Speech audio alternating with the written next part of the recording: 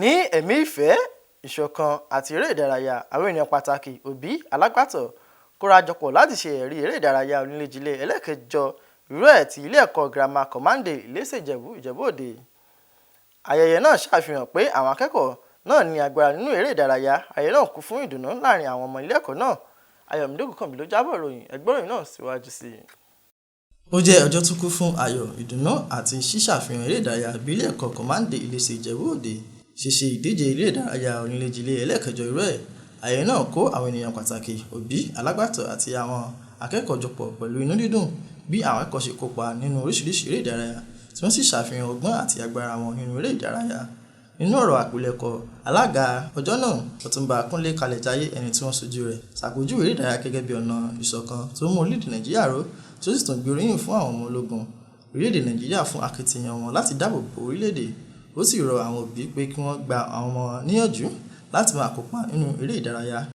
Tá bá fẹ́ kí àwọn ọmọ wa kí wọ́n má lérò wípé àwọn fẹ́ ní àwọn èrò tí kò ṣe, sport jẹ́ kan lára àwọn ètò tó yẹ kí a ní in place. Nínú mi dùn lọ́pọ̀lọpọ̀ pé Command School wọ́n rò bẹ́ẹ̀, wọ́n dẹ̀ ń ṣe bẹ́ẹ̀ for the next over 8 years now.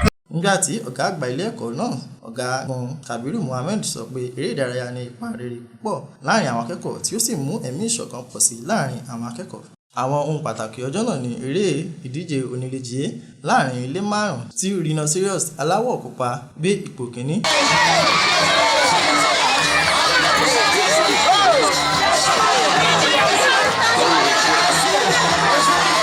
Ojúlé Hippopotamus aláwọ̀ ewé gbé ipò kejì, tí ilé Stallion aláwọ̀ aró gbé ipò kẹta, tí ilé Tiger aláwọ̀ òféèfé gbé ipò kẹrin, nígbà tí ilé Dragon aláwọ̀ pọ́pù gbé ipò karùn-ún.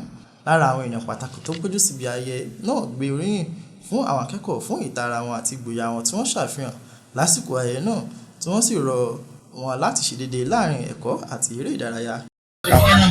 Ó lọ dáadáa, wọ́n ṣe dáadáa gan-an ni. Ilé yìí yàtọ̀ sí ti tẹ́lẹ̀.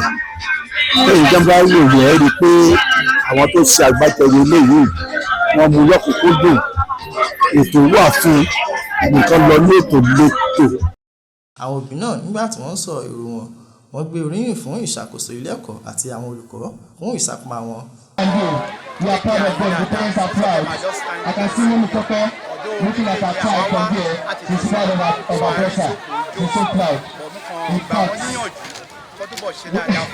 wọ́n sì fi inú dídùn wọn hàn lórí bí àwọn ọmọ ṣe ṣe dáadáa.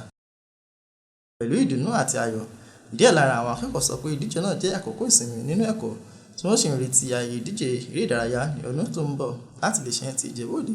Ayọ̀mídé Ògúnkànmí ló ṣe àtúpalẹ̀ ìròyìn.